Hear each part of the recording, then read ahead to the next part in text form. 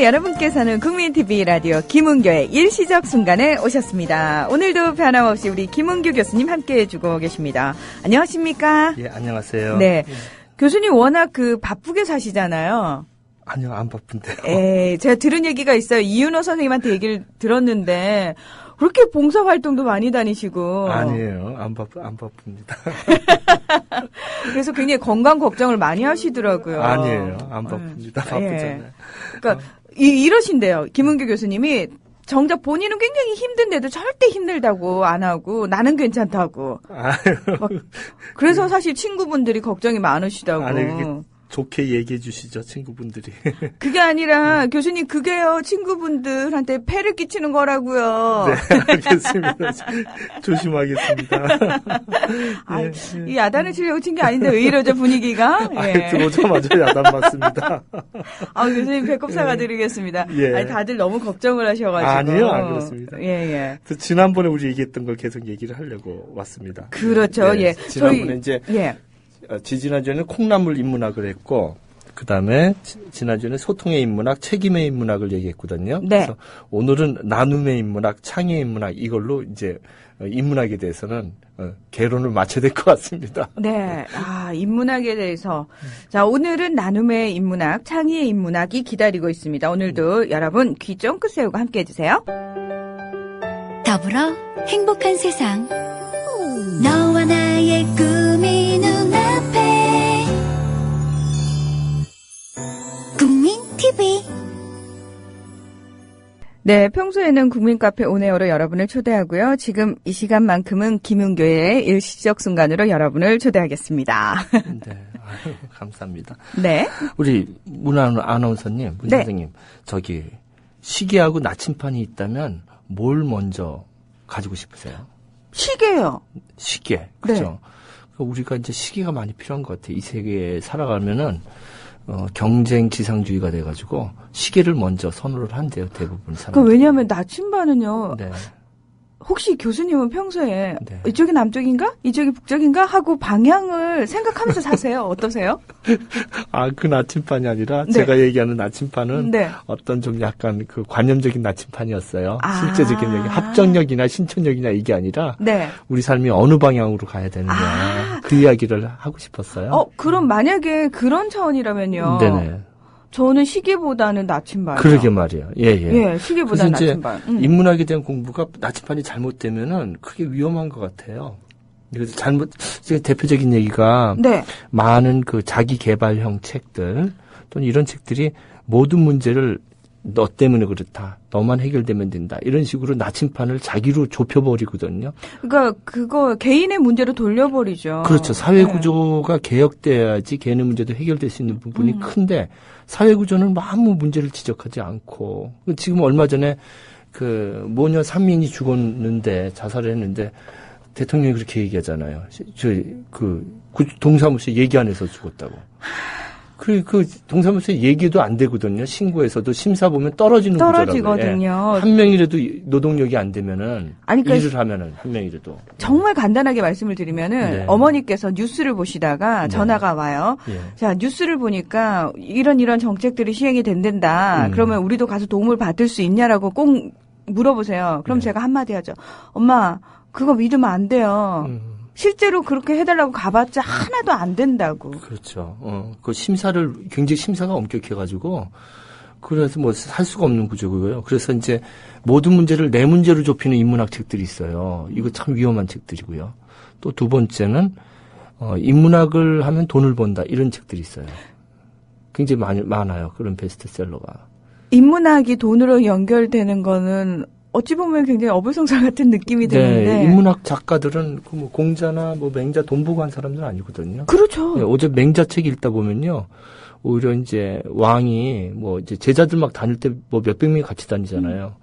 정말 막 엄청난 돈을 제공해도 오히려 피하기도 하고 돈 때문에 이렇게 다니는 사람들이 아니거든요. 근데 인문학을 하면 돈을 번다. 이런 식으로 나침반을 고정하면 위험하다는 것이죠. 그래서 우리가 이제 오늘 얘기해야 될 나침판은 나눔과 창의라는 이 나침판, 방향성. 우리가 전번에는 그 나침판의 방향성이 책임과 소통과 책임이었다면 오늘 이 시간에는 나눔과 그 창의라는 얘기를 좀 한번 해볼까 합니다. 그래서 제일 먼저 제가 그 고전에서의 나눔을 한번 얘기를 해볼까 합니다. 고전에서. 네. 그 논어의 안연편이라는 이제 부분이 있는데 거기 마지막 구절에 이런 말이 나와요. 증자왈 군자는 이문회우하고 이우보인한다. 제가 좀 갑자기 어려운 얘기를 했는데 이 한문 나오면 갑자기 채널 돌리는 사람들이 있어요. 이거 안 됩니다. 아유, 좀 참으셔야 됩니다. 저희 네. 국민TV 조합원들은 그러지 않습니다. 익숙합니다. 아유, 제가 신뢰한 거죠. 예, 제가 큰 신뢰했습니다. 다른 방송으로 착각을 하고. 이거 정말. 예, 끓여다가 화들짝 놀라서 손을 예. 살짝 내려놓으시고. 예, 그냥 예. 김은교가 무식하구나 이렇게 생각하시면 되겠습니다. 이 증자가 말하기를 공자 제자 중에서 이제 3,000명이 있었다고 그러는데 네. 그 중에 이제 증자라는 사람이 있었어요. 근데 이 사람 말하기를 뭐라고 그랬냐면 이문회우 그러니까 이자는 뭐뭐로서거든요. 문장으로서 회는 만날 회 모일 회 또 친구 문장으로서 책을 읽으면서 친구들을 만나고 근데 그 다음 문장이 중요한 거죠. 이게 나눔의 인문학의 결정이거든요. 네. 이우보인. 그러니까 이는 뭐뭐로서. 그죠? 뭐 영어로 하면 by, with, by friend. 친구로서, 친구와 함께, with friend, 보인. 인을 보강한다. 인을 서로 부추기고 북돋고 이런 얘기거든요. 근데 여기서 보자는 이제 보강할 때 보자인데 이 보자는 원래 수레가 전복되지 않도록 막아주는 보조기구예요. 친구가 쓰러지려고 그러면 서포트 해주는 거다. 이러면 안 돼. 안 돼. 쓰러지지 마. 이런 거죠. 인을 어질 인을 갖다가. 근데 이 어질 인은 어떻게 보면 참 많은 뜻으로 해석되고 있는데 여러 사람들이 해석을 했어요. 근데 이 문장을 읽고 공부하면서 서로들 서포트하는, 도와주는 이것이 이제 이 증자의 생각이었죠. 근데 여기 네. 네, 선생님께서 그 공자의 제자 증자에 대한 얘기 하시잖아요. 네네. 저희 조합원들이 환청이 들리나 봐요. 증좌. 증좌. 아닙니다. 예. 제가 발음이 나빠서 아니, 그래요. 그게 아니고. 아니야, 증자. 여러분, 증좌 안 하셔도 돼요. 예. 여기 좀 글이 올라왔나요? 예, 출자금을 더 이제. 이거는. 내는 거를 증자라고 하는데, 그거에 대해서 저희 조합원들이 이렇게 책임감이 너무 강하셔서. 근데 대단하신 것 같아요. 네. 제가 지금 얘기하려고 했던 것이 증자에 대한 얘기를 하고 싶었거든요. 진짜요? 증자가 어떤 인물이었나. 네네. 근데 이게 증자왈이라고 했죠. 증자왈이라고 적혀 있잖아요. 네. 근데 이제 자라고 하는 건 종경어예요. 우리말이면 원래 이름은 증삼이거든요. 증삼. 그러니까 자가 붙으면 증삼 선생님께서 이 뜻이에요. 자자가. 공자 이런 건 다 하나의 스쿨을 이룬 사람, 학파를 이룬 사람에게 자를 붙여요. 맹자, 공자, 노자. 네, 그러니까 이제 다음에 이제 문희정 아나운서한테 문자 이렇게 누군가 부르기 시작할 겁니다. 이제 이 시간이 되면 많은 사람들이 이제. 그럼 김은규 교수님은 김자신가요? 금자신가요? 그러니까 이제 여기서 증자라고 나온 건 증자가 쓴 게 아니죠. 자기가 증자라고 붙일 리가 없고. 그렇죠. 제자나 아니면 그 뒤에 사람들이 이렇게 쓴 건데 왜 이게 왜 논어에 들어갔을까요? 그거거든요. 그러니까 공자가 이제 여기 보면은 근데 공자는 다른 곳에서 증자를 뭐라고 썼냐면요. 노둔하다, 아주 우둔하다고 썼어요. 그러니까 그 증자는 자기 선생한테 인정받지 못한 사람이에요. 이게 공자한테? 얼마나 쓸까요? 네, 공자한테. 이렇게 훌륭하신 분이요? 그래서 공자가 논어에 보면 제자 3,000명 중에서 공문 10철이라고 10명의 뛰어난 제자를 선정해서 적어놓은 데가 있어요. 네. 문학에는 누가 잘하고 경제는 누구를 3명씩 이렇게 뽑았어요. 경제는 누가 잘하고 그다음에 또 무슨 예술에는 누가 노래를 잘하고 그래서 10명을 뽑았는데 여기도 못 들어간 사람이에요. 증자가. 그리고 오히려 아둔하다고 했어요. 근데 이 증자가 논어를 알리고 공자를 알린 사람은 이 제 스승에게 자기 지도 교수에게 야단을 맞았던 이 증자예요. 증자가 효경을 써요. 근데 이 증자가 대인벨세 그려. 대인벨세. 야단 맞으면서 돌아다니면서 그 시적 공동체가 흩어지지 않도록 마을 공동체가 흩어지지 않도록 인문학 강좌를 하고 다닌 거예요. 흩어지지 말라고 이거 잘 모이세요. 서로 사랑하세요. 이러면서 쓴 책이 효경이에요. 증자라는 책이. 근데 이 사람이 이 공자 아카데미라고 그러죠. 공자의 맥. 이 맥을 보면요. 증자가 없으면 지금 우리가 공자를 알 수가 없었어요. 증자가 있었기 때문에 증자 이후에 자사라는 사람이 생겨요. 자사가 뭘 썼냐면 중용이라는 책을 쓴 사람이에요. 근데 자사가 자사가 증자한테 지금 쭉 그 공자의 손자인데요. 맹자는 그 자사의 책을 배웠다고 하는데 그 자사의 사이에 증자가 있어요. 그러니까 공자, 자사, 증자, 그 다음에 맹자가 있어요. 그 다음에 이제 주자가 있어요. 그렇게 이어지거든요. 그래가지고 맹자는 이제 증자를 직접 만나지 못했지만. 그러네요. 네, 증자 책을 읽고 공부했다고 이렇게 나오고 있고요. 그 다음에 이제 주자도 이제 거의 증자랑 1000년 정도 연대 차이가 지는데 증자 책을 읽고 이렇게 공부를 했다고 나와요. 공자 선생님은 왜 모르셨을까요? 예, 그래서 저는 아까 이윤호 선생님 얘기했는데 네. 이윤호 선생이 이제 그 인문학 공동체 모임을 만드셨어요. 근데 저랑 이제 친구니까 메시지를 교환하면서 이문회우로 하시겠다고 하더라고요. 근데 그 뜻은 그냥 글만 읽자 이런 모임이 아니라 바로 그 뒤에 있는 이우보인. 네. 친구와 함께 어려울 때 같이 힘을 모으자. 그런 뜻이 있는데, 이제, 간판에는 이제 아마, 이문회우라는 모임으로 이제 니체 강좌도 시작하고 아마 그러실 것 같아요. 그래서, 이런 문학 공부한다는 것은 단순히 글을 읽고 돈을 벌고 아니면 내 문제만 보는 것이 아니라 이우보인에 있다는 거. 그것이 나눔의 인문학의 원래 고전적인 핵심이었다. 그냥 이문회우만 있다면 글 읽고 끝나는 거거든요. 근데 그게 아니라 쓰러질 만한 사람들에게 서포트 해주는, 마차가 쓰러질 것 같은데 지지해주는 게 보자거든요. 그 보윤을 해야 된다. 이런 얘기를 좀 하고 싶었습니다. 왜 예전에요, 네. 선생님, 지금은 우리나라의 대학 진학률이 84% 이렇게 되지 않습니까? 근데 예전까지만 해도 한 마을에 대학생 한 명 나오기 힘든 그 시절에요. 네네. 그 대학생들이 정말 열심히 했던 일들이 하나가 야학이었죠. 그렇게 말씀이죠. 본인들의 예. 지식을 어쨌든 어려운 사람들한테 가서, 소외된 사람들한테 가서 계속 베풀었거든요. 그렇죠. 예. 그때는 이후 보인이 좀 제대로 되지 않았었나. 그렇죠. 그 예. 불임 사건의 그 주동자였던 분들이 다 그 여공들에게 책 읽어주고 그런 그렇죠. 거죠. 그거야말로 이후 보인이죠. 네. 그 증자가 어떻게 했냐면요. 요것이 핵심이거든요. 이후 보인 하려면 어떻게 행동해야 되는가. 그걸 제가 지금 적어왔는데. 네. 저 목소리보다는 문 선생님이 문자께서 읽어주셔야지. 저 이제 문자 되는 겁니까? 네, 이제 문자께서 읽어주셔야지 진짜 우리가 전해질 것 같아요. 네. 과연 증자가. 네. 어떻게 행동했는지 그걸 5일 삼성 오신이라고 그러거든요. 나는 하루에 3번 나 자신을 돌려보았다. 그렇게 얘기하는데 그 부분을 한번 우리 문자께서 한번 낭송을 한번 해주시겠습니다. 알겠소, 김자. 네.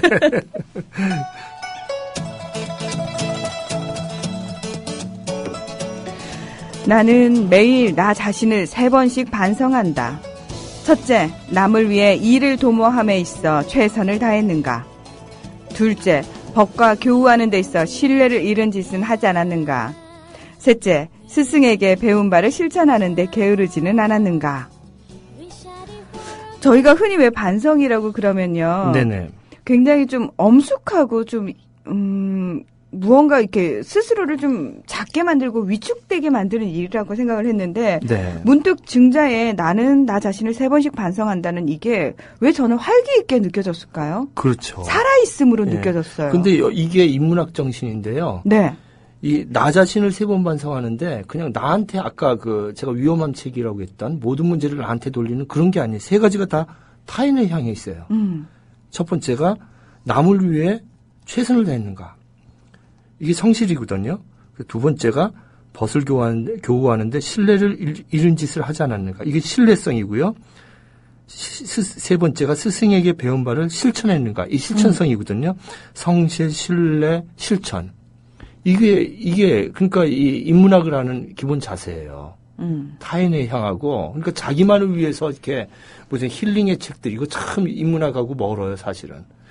그래서 전 이제 페이스북 하면서도 그 신뢰를 읽고 실천하는 방법으로 누가 댓글 쓰시면 꼭 저는 댓글을 같이 달아줘요. 시간이 굉장히 많이 걸리지만. 네, 그게 보통 일이 아니잖아요. 근데 댓글 쓰면서 많이 배워요. 이제 댓글 쓰면서 그 댓글에만 쓰는 게 아니라 그분 클릭해가지고 그분 타임라인에 들어가서 제 글을 읽어주신 많지 그분의 글을 읽죠. 짧은 시간에도 읽고 거기다 또 댓글 쓰고 여기다 또 댓글을 써요. 시간이 걸리지만 저는 이제 그것이 인문학의 정신이라고 생각을 하지요. 교수님 그렇게 하려면요 너무 힘들어요. 예, 뭐 문자는 이제 팬이 많으시니까. 아니요 그게 아니라 죄송합니다. 제가 너무 부끄러워가지고요. 예, 예. 무슨 말씀이요? 문자는 이제 워낙 불가능합니다.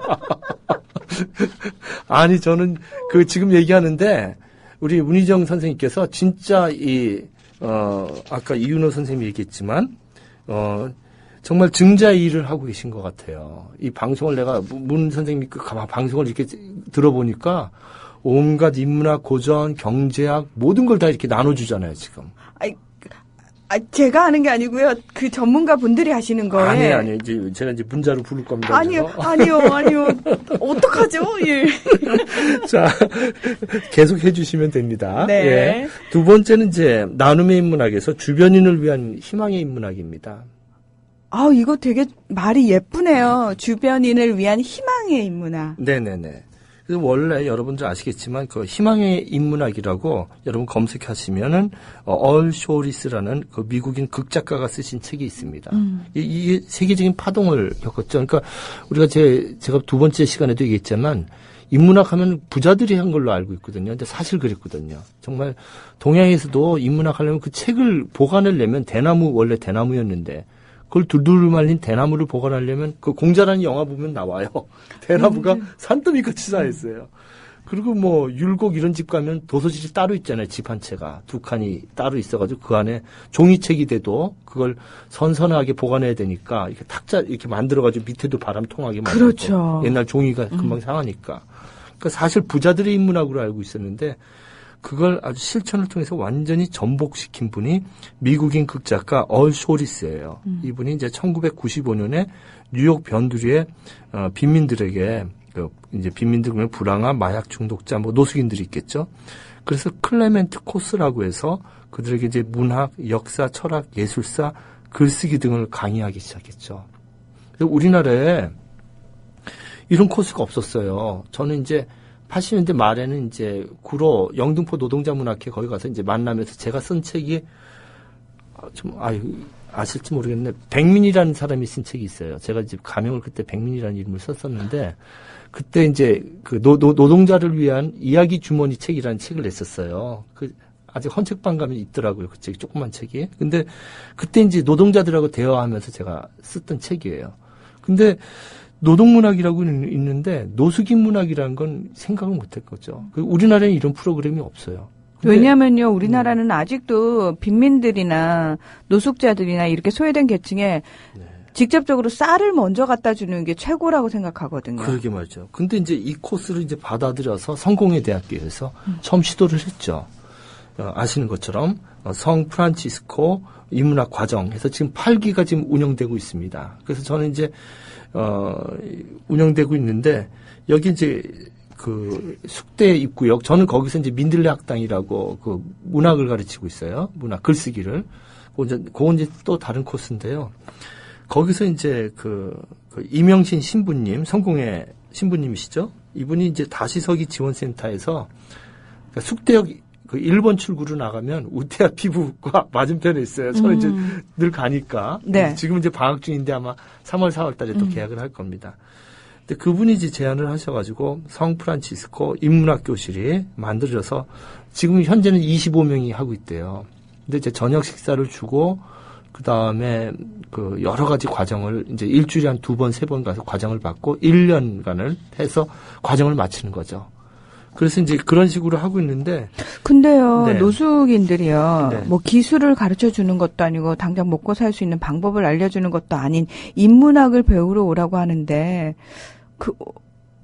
오셔서 과연 그 부분에 대해서 충분히 공감을 하시고, 어떤 마음일지가 너무 궁금해요. 문희정 아나운서는 참 신기해요. 내가 말하려고 그러면 다 말을 미리 질문을 하시네요.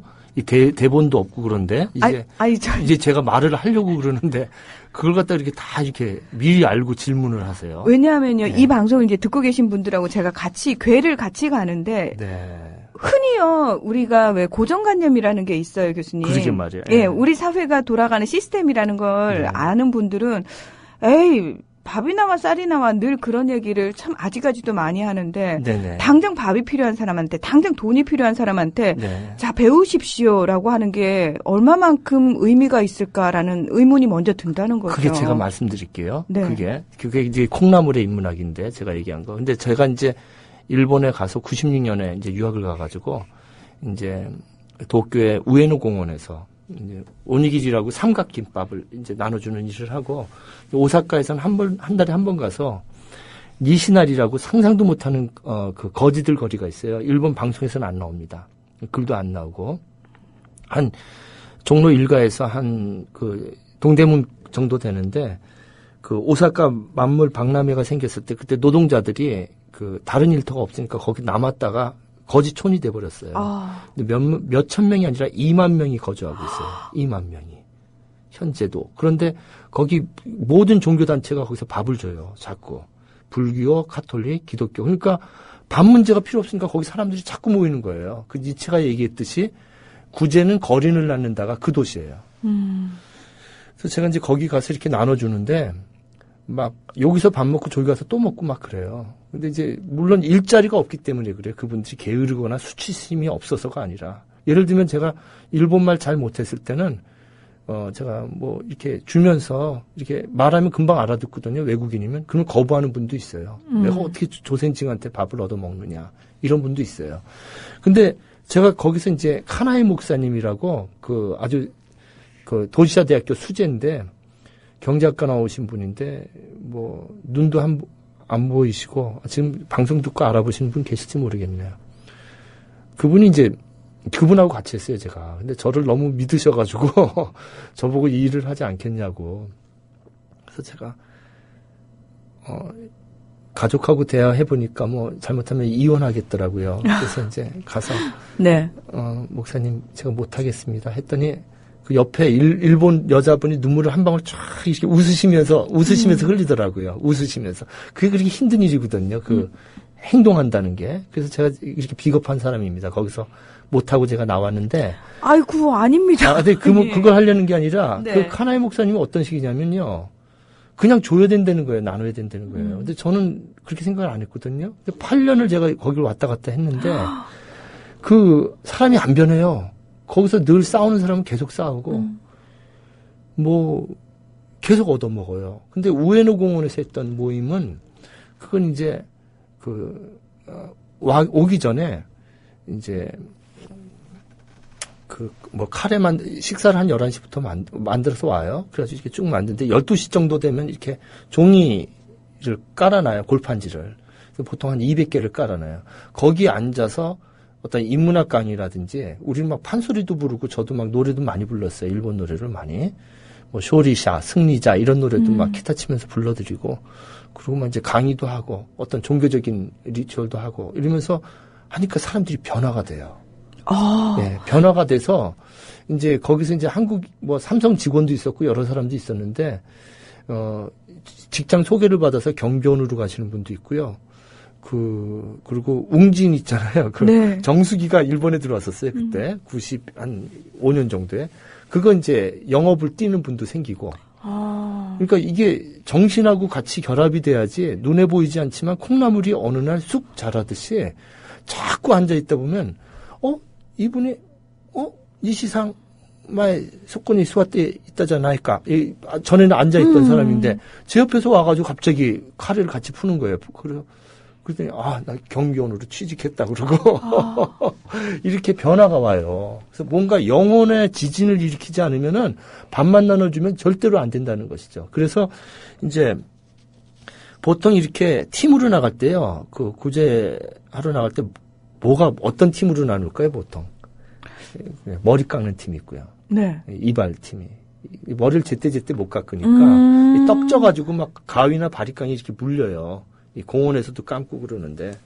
근데 우리는 지금 아주 좋아졌어요, 지금. 근데, 그리고 약은 무슨 약이 필요할까요? 노숙인들 약은. 상처난데 바르는 약, 소독약 세 같은 가지 거? 얘기하면, 세 가지 약이 아주 가장 중요합니다. 노숙인들 활동할 때. 그래요? 예. 어떤 약을 한국도 그런데, 네.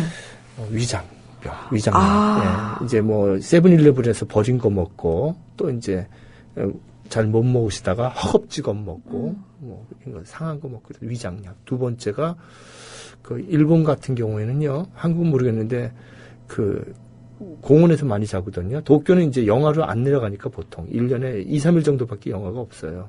우에노도 그렇고 그다음에 오사카도 그렇고 그러니까 피부약이 많이 걸려요. 목욕을 제대로 안 해가지고 막 긁고 그다음에 이제 감기약이에요. 감기약. 예. 겨울엔 추워서 감기를 걸고 여름에 감기 많이 걸려요.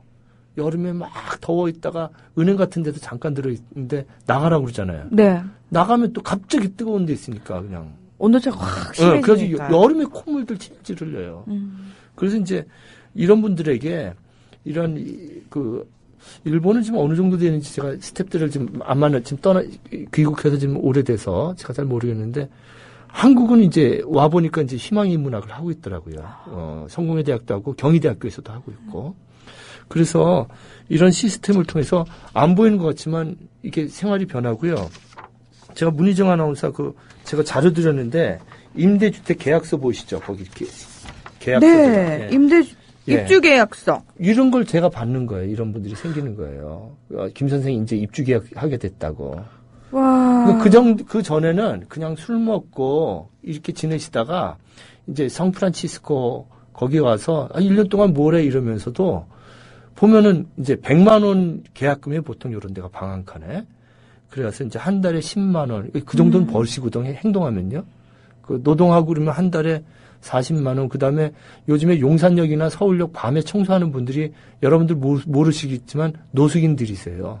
노숙인들이 밤에 다. 이 서울시가 지금 저는 이거 선거법에 걸려도 말하겠습니다. 이 시장님 감사해요. 지금 시장님. 야, 귀국했더니 거리에 그 거지들이 얼마나 누워서 추위에서 떨고 있던지 정말 4년 전에 왔을 때 그때 시장이 얼마나 밉던지요. 근데 이제는 노숙인들이란 지금 22개소가 있는데 사실은 들어가서 자려면 다 공간이 돼요, 이제는. 임시 서울역 교부 빌딩 밑에 임시 숙소도 만들어 놨잖아요. 네. 그래가지고 거기다가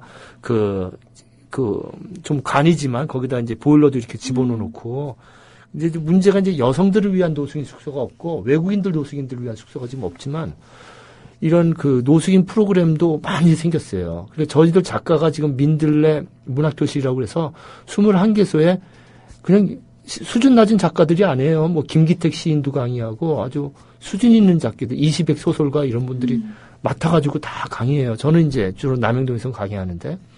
근데 사람들이 안 변하는 것 같지만 이렇게 변해가지고 저한테 이런 입주 계약서를 사진으로 보내준다고요. 선생님 제가 10년 동안 길에서 잤는데 이제 들어왔다고. 비기슈 팔아가지고 들어왔다고. 이런 거 받으시면 기분 어떠세요? 울죠. 근데 이제 밖에서는 안 나가 울고 이거 제가 이제 어디 올리지도 못하고 이름이 적혀 있으니까 그래가지고 혼자서 이제 들어가셨구나 드디어. 그래서 이때부터 이제 조금씩 벌면서 이제 다시 가족을 만나고 그러면 가족들이 도와주고 이게 이제 인문학이 아무 보이지 않는 그 콩나물의 힘이죠.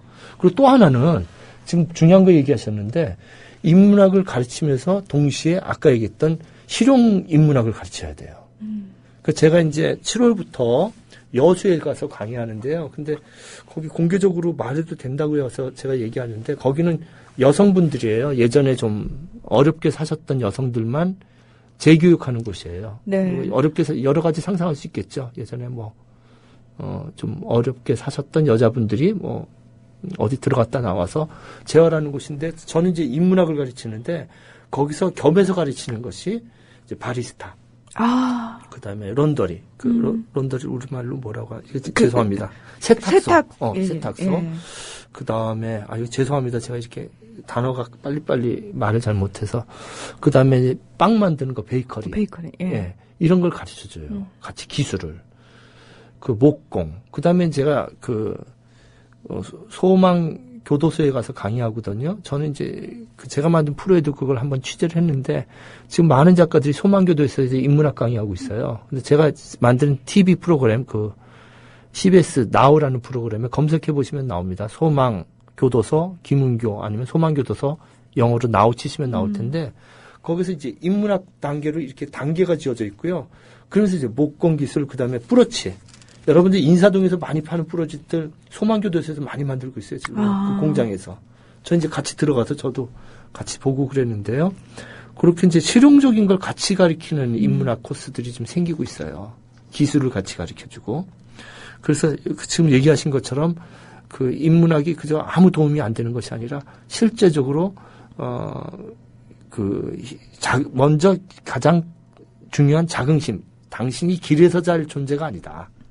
이걸 해서 길에서 벗어나게 하고, 그래서 새로운 거주처를 가지는 그 준비 단계를 거치면, 그 다음에 이제 일자리를 이렇게 제공해주고, 길이 아니면 실제적으로 이제 거기서 일자리 소개가 계속 오거든요. 근데 노숙인들이나 이런 분들이 그런 걸 많이 했어요, 서울시에서도. 이제 어느 노숙인처에 받아가지고 뭐 10명을 어느 공사장에 보내자. 그러면 원래 일하던 분들이 차별을 한대요. 같이 일하는 게 아니라 벽돌을 똑같이 나르는 대로 저놈은 집이 없는 놈이다 이렇게 한대요. 그래서 지금 이 임대 계약서, 입주 계약서 이 한 장이 얼마나 큰 변혁인지 몰라요. 길에서 이제 노숙인이 아닌 거예요, 이분은. 노숙은 길에서 잔다는 거잖아요. 이때부터 이분은 벗어나서 이놈들 나를 어떻게 보는 거야 이렇게 하는 거죠. 그래서 이 종이 한 장이 주는 힘, 그 출발이 그 인문학 교육에 있지 않나 이런 생각을 해봅니다.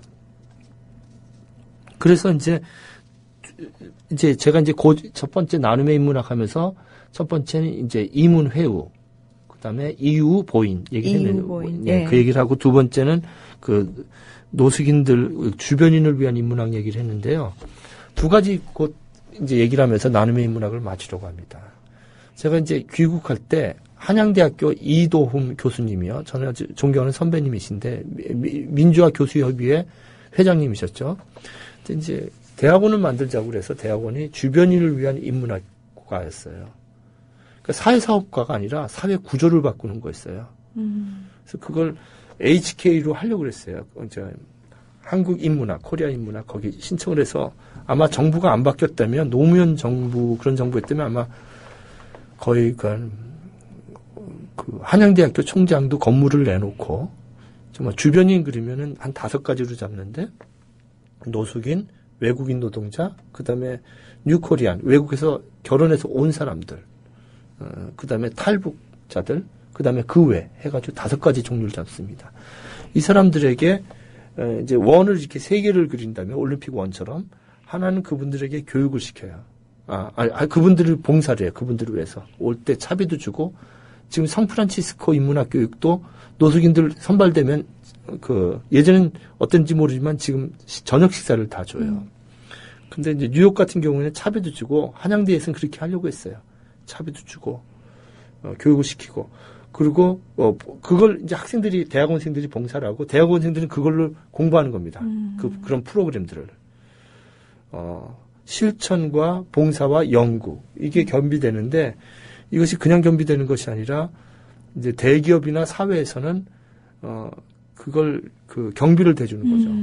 그 피를 돌리는 거죠. 자기네들의 예산으로 노숙인들에게 교육 교재를 주고 저녁 식사를 주고 차비를 주고 그리고 한양대학교에서는 인증서를 써주고 이분이 취업을 받아주십시오. 이분이 2년 과정을 했습니다. 그래서 새로운 제2기의 발판을 마련해주는 대학원 과정을 그때 계획한 적이 있어요. 저도 한 2년 정도 프로젝트를 해가지고 일본에 있을 때 왔다 갔다 하면서 방학 때마다 그걸 연구했죠. 한양대 좋은 교수님들이 참여하셔가지고요. 막 법대 교수님들도 있고 막 정말 이 구조를 바꾸는 거죠. 그리고 대기업 사람들도 참여하고 그랬는데 그게 정부 바뀐 다음에 제가 안 돼가지고 너무 실망을 했었어요. 네, 그런데 네. 그것이 성취된 것이 지금 하는 포맷이에요. 서울시만 작은 규모지만 제가 참여하고 있는 민들레 문학교실. 이게 지금 서울시에서 하고 있거든요. 그래서 참여하는 작가들한테는 세금의 10만 원을 감면해줘요. 지방세를. 한 회당. 그리고 이제 오신 분들에게 이제 혜택도 있고, 그 다음에 글 써서 잘 되는 분들한테는 임대주택을 제공해주고 있어요. 우수자들, 최우수자들. 예. 그 다음에 빅 이슈 판매원들도 같이 이렇게 하고 있고요. 그래서 그러니까 여러분 아마 지나다니시다가 빅 이슈라는 잡지를 들고 판매하고 계신 분들 네네네. 보실 겁니다. 네. 그분들 녹수흑인들이 만든 잡지죠. 네. 예, 자립을 위해서 스스로 만든 겁니다. 그러니까 그게 지금 현재 예. 5,000원인데 그분들이 한 권을 팔면 반을 갖다 가져갈 수 있게 됐어요. 그래서 하루에 뭐 2만 원도 버시고 뭐 그래요. 10권 팔면 뭐 2,500원이니까 25,000원 버는 거죠. 네. 근데 그분들이 다 보면 인문학 교육을 받고 계신 분들이에요. 인문학을 받았던 분이고, 뭐 사물놀이반도 있고, 그룹 사운드 하는 분도 있고, 뭐 운동, 체육 하시는, 축구 하시는 분들도 있고요. 그 다음에 제 교실에 민들레 문학교실에 오시는 분들도 계시고. 그래서 이제 제가 이제 마지막으로 얘기할 건데요. 그 CEO를 위한 인문학이에요. 마지막이. 지금 이제 고전적인 인문학 얘기했고, 두 번째가 주변인을 위한 인문학 얘기했고, 인문학이라는 것이 그 니체가 그 기독교의 구제에 대해서 굉장히 싫어했던 것이 그냥 한 번 주고 이벤트처럼 한다는 거죠, 교회가. 그게 아니라 대학원 과정처럼 이렇게 완전히 사회구조가 그렇게 변해야 되는 것이죠. 누구라도 장애인이 될 수가 있고, 누구라도 the marginalized, 주변화 될 수가 있는 거죠. 누구라도. 맞습니다. 예. 저라도 장애인이 될 수가 있고. 그럼요. 예. 그래서 요런 그 주변인을 위한 과정들이 제도화되어야 되는데, 마지막에 제가 이제 CEO들 만나면 꼭 얘기를 해요. 저 같은 사람들이 불러요. CEO들이. 돈 많은 분들이. 그러면 새벽에 호텔 가서 제가 이런 얘기를 해요. 사회적 기업을 얘기하죠. 그러니까 빵을 만들어서 내가 돈을 벌어야 되겠다. 이게 목적이 아니라 빵을 만들어서 빵을 만드는 그 가족들이 행복하게 살도록 해야 되겠다. 그게 사회적 기업이거든요. 소셜 엔터프라이즈.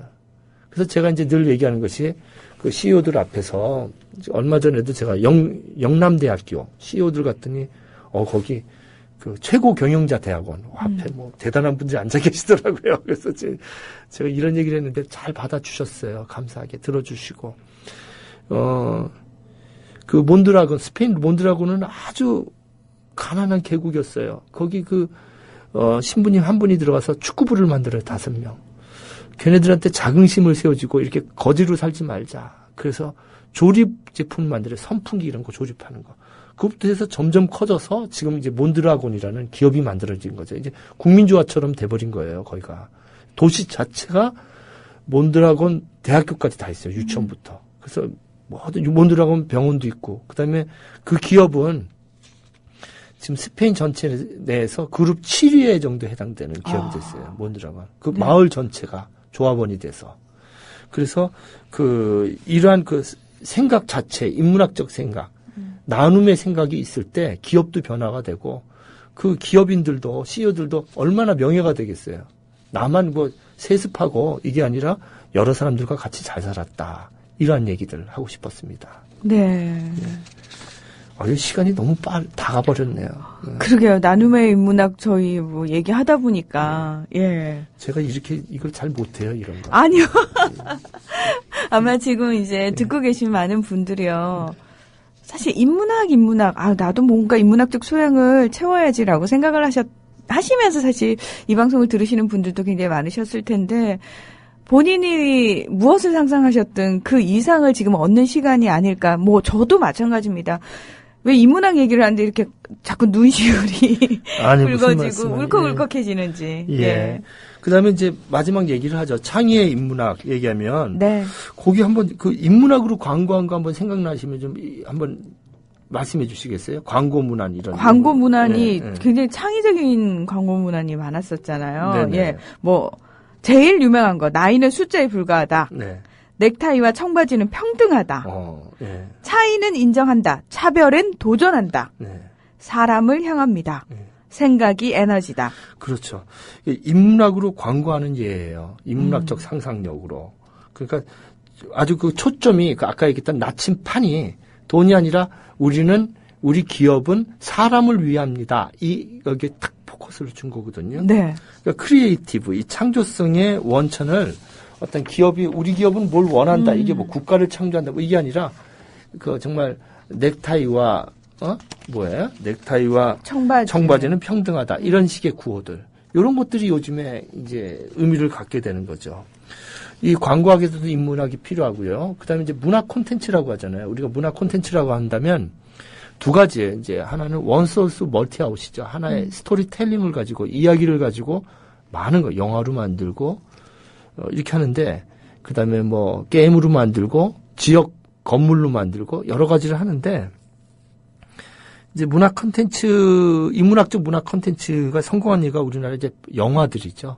박찬욱 감독의 이제 올드보이 같은 경우는 근친상간을 주제로 한 건데, 박찬욱 감독의 올드보이의 그 원형은 오디푸스 컴플렉스 있죠. 오디푸스 왕 이야기. 그 소포클레스의 3부작. 그게 그 1편에 해당되는 그 근친상간에 비롯된 그 비극들의 이야기를 그 영화로 이야기를 잡고 있고요. 그 다음에 홍상수 감독의 영화는 늘 반복돼서 나와요. 그죠? 계속 똑같은 이야기가 반복되고. 네. 예. 뭐.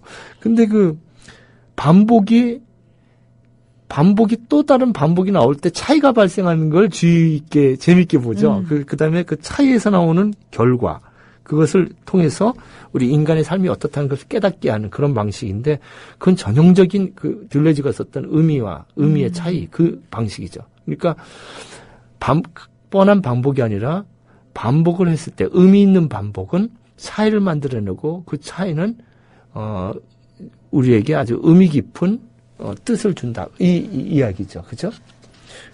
김기덕 감독의 그 영화들은 정말 인문학 정신의 깊이들이죠. 정말 그 봄, 여름, 가을, 겨울, 그리고 봄. 이 불교적 사유가 얼마나 깊습니까? 네. 인생을 바라보는 그 깊이들. 그 다음에 이창동 감독의 그 영화들은 정말 역사적 사유. 이거 뭐 어마어마하죠? 이 박하사탕. 정말 너무 잘 만들어진 영화라서 다시는 보고 싶지 않아요. 예, 정말. 저는 이 고문하는 장면 보고 며칠을 갖다 베개를 적시고 울고 그랬는데, 다시는 이걸 한 번 보고 볼 수가 없더라고요. 근데 사실은 우리에게 감춰져 있는 보이지 않는 역사가 이렇게 비극적이라는 것을 정말로 잘 담아낸 인류학적 보고서지요. 박하사탕은. 그 오아시스는 장애인의 삶에 대해서, 장애인의 그 인문학적 아픔에 대해서 얼마나 또 깊이 얘기를 했을까요? 그 다음에 또 뭡니까? 이 임권택 감독님, 이 춘향이. 네. 춘향이 그 우리 고리타분하고 재미없다고 하는 이 춘향전 가지고 정말 조상현 씨의 판소리를 시작해서 2000년에 개봉됐을 때 우리가 무시했던 이 춘향이라는 것이 얼마나 큰 문화 콘텐츠라는 것을 가르쳐 준 거 아니겠습니까? 그래서 남원에 정말 춘향이 저기도 생기고, 그래서 지역 그 영화를 통해서 인문학 문화 콘텐츠가 결합이 돼서 그 파주와 그쪽 양주 쪽에는 대장금 테마파크가 생기고요. 전 여기 정말 많이 갔습니다. 일본 사람들 뭐 저희 학교 교수님들 부인들 오면 다 저한테 연락해가지고 데려가달라고 해가지고 정말 몇 번 갔는지 모르겠는데요. 그 다음에 그 남원의 춘향 거기 광안리 있는데 거기도 정말 일본 학생들 많이 갔는데요. 그래서 우리 한국 영화는 한국 작가주의 감독들의 그 현 발원지는 인문학적 상상 능력이 그 자양이 아닐까 이렇게 생각이 드는 것이죠. 그래서 이렇게 통섭의 인문학 이러한 것들이 우리에게 굉장히 그 필요한 시대였고 그것들이 큰 의미를 가지고 지금 펼쳐지고 있다 이런 얘기를 하고 싶습니다. 그래서 오늘 좀 길게 말씀드렸던 것이 나눔의 인문학이었고 그다음에 이런 창의의 인문학. 가장 대표적인 것이 이 창의 인문학의 CEO들이 가장 많이 강조를 하는데요. 인문학이 필요 없다고 하면서 현재는 그 통섭형 인재를 많이 찾고 있어요. 그래서 포스코에서는 그 뭐 2박 3일 이런 식으로 그 신입사원을 모집할 때 2003년부터 구조적 선발 기법이라고 해가지고 같이 자면서 그 소통을 잘하고 있는가, 이 사람이 나눔의 마음을 갖고 있는가, 책임을 잘 갖고 있는가, 창의적인가, 뭐 이런 걸 보면서 이제 사람들을 신입사원을 뽑기도 하고요. 스티븐 잡스는 이렇게 얘기를 했죠. 우리가 아이패드를 만든 것은 애플이 항상 기술과 인문학의 갈림길에서 고민했기 때문에 가능했다. 이렇게 얘기하잖아요. 스티븐 잡스는 정말 이름에도 잡이 들어갔는데 잡스 직업을 많이 만들어냈어요. 엄청나게. 네. 그래서 그 스티븐 잡스가 잘 아시잖아요, 여러분들. 그죠? 그 정말 양부 밑에서 버림받아서 자라나가지고 이 사람이 그냥 그 대학도 들어갔는데 적응을 하지 못하고 나와가지고 그 주차장에서 만들어서 했는데 그 대학을 졸업 못하고 했을 때 배웠다는 게 이제 우리로 말하면 무료 인문학 강좌들이었죠. 시청 이런 데서. 동양학도 배우고 뭐 여러 철학도 배우면서 이 사람에게 결정적인 그 삶의 방향성을 제공해 준 것이 붓글씨라고 그러지 않습니까? 붓글씨를 통해서 이 사람이 처음 생각했다는 것이 폰트라는 개념. 그냥 그 당시에 타자는 그냥 4글자밖에 없었는데 사체, 뭐 대문자, 소문자 이런 거밖에 없었는데 붓글씨를 하면서 이거 써보면 굉장히 많은 다양한 글씨가 나오겠다는 가망성.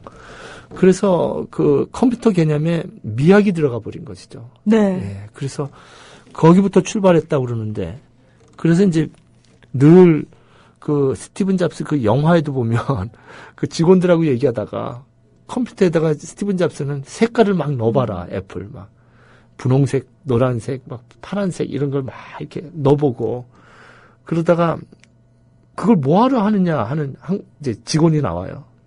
그 자리에서 파이어 나가버려 이렇게 그 자리에서 이제 폭력적인 면이 좀 있게 그렇게 영화가 좀 그려졌는데 그 디자인의 개념이라든지 그 인간들이 손에 잡기 좋게끔 어떤 기기를 만들어야 되는가 보다도 우리 인간이 얼마나 편하게끔 사용하느냐 그걸 이제 굉장히 중심을 둬서 생각했다고 하죠. 근데 스티븐 잡스가 우리나라에 태어났더라면 그렇게 못됐을 거라고 얘기를 하잖아요. 그렇습니까? 예. 그러니까 미국이니까 가능했다라고 얘기를 많이 하는데요. 그게 저는 참 슬프면서도 왜 우리가 계속 그 얘기를 하면서도 우리 스스로를 바꾸지 못할까, 우리 구조를 바꾸지 못할까라는 부분이 많이 안타까운데 지금 교수님 말씀을 들으면서요. 이번 시간에 아니구나. 우리나라 바뀌고 있구나라는 희망을 저는 발견을 한 시간이 아니었나 그런 생각이 들어요. 그래요. 저도 좀 희망을 좀 발견했고 좀 서울시 같은 경우는 노숙인 문제는 좀 긍정적으로 자꾸 하면 바뀔 것 같아요. 예. 일본에도 이런 식 정도는 지금 없는 것 같아요. 그리고 실제로 제가 뭐 페이스북에서 제 수업 들었던 분들 계시거든요. 근데 바뀌고 계세요. 삶이 바뀌고, 그래서, 좀 더 그런 바뀌는 분들이 많아지고, 원래 다 귀한 존재들이셨거든요. 그렇죠. 예, 원래 다. 예.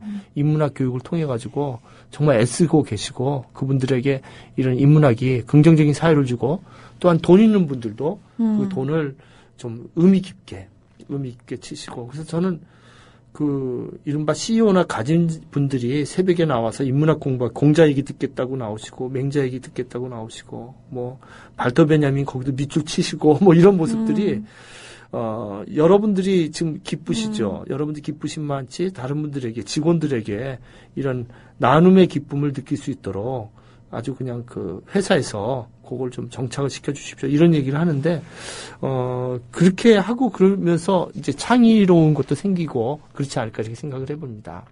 그래서 오늘 제가 나침판 이야기로 오늘 이야기를 시작을 해봤는데요. 우리가 인문학을 생각할 때, 처음에는 이제 콩나물 인문학, 이걸 좀 잊지 않고, 아무것도 아닌 것 같지만은, 이렇게 어느덧 쓱쓱 자라게 되는 콩나물의 이미지를 우리가 좀 가졌으면 좋겠고, 그것이 콩나물은 한 알이 아니라 여러 친구들과 같이, 이우, 보인, 친구들과 함께 인을 서로 서포트하고, 지원하고, 서로 응원하고, 밑줄 쳐주고, 페이스북 하면서 좋아요 써주고 눌러주고 댓글 써주고 이렇게 서로 응원하고요. 그리고 또 우리가 총정리하자면 소통의 인문학처럼 빈센트 반 고흐처럼 이렇게 서로 소통을 만들어내고 그리고 또 책임의 인문학. 그 아히만이 원래 건축업자라서 그래요. 건축가를 했대요. 건축학을. 네. 그래서 그 아우슈비츠에 그 가스실 구조 같은 게 아히만에서부터 나왔다고 그래요. 예. 근데 난 그 숫자를 모르는데 어제 자료를 보니까 800만을 죽였다 그래요. 800만 명을. 하루에 100명 단위가 아니라 1000명 단위래요. 아우슈비츠에서 죽인 사람들이. 근데 그런 사람들한테 그 마지막에 나는 시킨 대로 했다 그거잖아요. 성실하게 했다. 그 성실성이 무서운 거죠. 잘못된 나침판. 성실함이 잘못된 방향으로 가면 사람 죽이는 겁니다. 지금 그런 사람이 얼마나 많아요. 지금 우리 사회에도 그 잘못된 나침반을 가지고 성실하게 사시는 분들 때문에 고생을 하고 있는 거죠. 공부의 방향이 잘못 나침반 돼가지고 뭐 그냥 정치가만 되고 이래가지고 지금 얼마나 많은 사람들 구조적으로 이게 살인이거든요. 그러니까 지금 자살하시는 분이 자살 이전에 먼저 시행됐던 것이 구조적 타살 구조가 돼 있던 거예요, 지금. 구조적 타살 구조에서 어쩔 수 없이 그 카프카의 그 소송이 그거거든요. 카프카 소송이라는 제가 지금 얘기하면서 너무 잘난 척을 하죠. 너무 많은 책을 얘기를 하고. 카프카의 소송이라는 책은 아마 저희 국민TV 라디오를 쭉 들으신 분들은 여러 번 얘기하셨죠. 여러 번. 맹경순의 아름다운 세상에서 우리 니체 얘기를 하시는 김동국 선생님께서 카프카 얘기를 한번 하셨거든요. 그렇구나. 예. 예. 그러니까 이제 아시면 아실 거예요. 그 시민 K가 네. 나중에 자살하지만 구조적으로 자살하는 거잖아요. 이미 어쩔 수 없이 완전히 너는 죄인이다 이유도 그러니까요. 없이. 그게 구조적 타살이거든요. 그러니까 구조적 타살의 그 흐름에서 그냥 나중에 죽게 되는 거거든요. 지금 이 사회가 정말 구조적 타살이 있고 그래서 거기에 대해서 인문학자라면 얘기를 해야 되죠. 인문학을 공부했다면 이건 아니다라고 정말 김민기의 노래 친구처럼 아니다라고 말할 수 있는 사람들이 있어야 되겠고 마지막으로 오늘 나눔의 인문학 그리고 창의의 인문학 이런 이야기를 나눠봤습니다. 네. 저는 문득 그 생각을 했어요. 우리가 인문학을 소양을 좀 쌓기 위해서 인문학적 소양을 쌓기 위해서 어떻게 해야 되나요? 뭐 대학원을 가야 되나요? 또는 책을 몇 권을 읽어야 되나요? 이런 얘기들 참 많이 하는데 아마 국민TV만 쭉 듣고 계셨어도 이 시간을 통해서 충분히 인문학적 소양을 쌓을 수 있을 뿐만 아니라 오늘 교수님이 중점적으로 말씀하신 제대로 된 나침반을 가진 그 인문학적 소양들을 국민TV를 통해서 조금 어느 정도는 섭취를 할 수 있지 않았을까라는 생각을 하는데요. 앞으로도 저희 국민TV는 그런 부분에 있어서 제대로 된 방향을 잡고 가도록 열심히 노력을 하겠습니다. 저희가 4월 1일 날 TV 개국을 해요. 네. 예, 지금은 라디오만 하고 있습니다만 TV 개국을 하게 되면 아마 더 많은 분들에게 더 올바른 방향을 함께 제시를 하고 가자라고 손을 내밀 수 있지 않을까 싶은데요. 더 많은 분들이 조합원으로 함께 해주셔서 예, 저희 손을 좀 많이 잡아주셨으면 좋겠습니다. 근데 제가 함께 가자 우리 이 길을 듣고 싶네요. 네. 나눔의 인문학 얘기를 하다 보니까. 근데 알겠습니다. 지금 네. 이게 우리가 저는 이제 교육방송하고 틀린 게 전 KBS 교육방송에도 한번 나가봤어요. 근데 이렇게 이 판에 이렇게 올라오잖아요. 네. 질문들 여기 방송 후기라든지 뭐 이렇게. 여기 보니까 문좌는 김좌의 말을 잘 들으시오. 이거 누구야? 대리기사님께서 이렇게 써주셨는데 운전하시다가 쓰신 건지 문좌는 김좌. 근데 이렇게 문자 되는 건가요? 네. 이게 정말 소통의 인문학이거든요. 네. 나눔의 인문학이고. 그리고 이분들이 또 이분들의 삶 속에서 나누고 창의성을 발휘를 하실 거란 말이죠. 그리고 정말 저는 이제 발음을 잘해야 되는데 팟빵? 네, 팟빵. 국민TV 팟빵에 들어가니까 이윤호 선생을 비롯해서 역사교실 또 누구시죠? 그 박한영 실장님의 민족문제연구소. 예, 민족문제연구소. 박한영 선생님 말 얼마나 시원하게 하십니까? 정말 우리가 책뿐만 아니라 책이 말로 나오는 거예요, 소리로. 그렇죠. 예. 대단한 필자들이거든요. 그냥 이 국민TV의 그 팟빵만 들어도 저는 뭐 제대로 듣는다면 웬만한 대학원 석사 과정은 된다고 봐요. 어떤 교수들 이상의 강의를 그러니까 이제 지금 저도 대학에 있지만 사회에서 공부하는 것이 오히려 많은 가르침을 줄 때가 있어요. 그래서 오늘 함께 가자 우리 이 길을 좀 듣고 싶습니다. 네. 틀어주시죠? 네, 이 노래 들으면서 또 우리 선생님과는 다음 주를 기약해야 될 것 같습니다. 네. 오늘도 귀한 이야기 정말 고맙습니다, 선생님. 고맙습니다. 감사합니다. 함께 가겠습니다.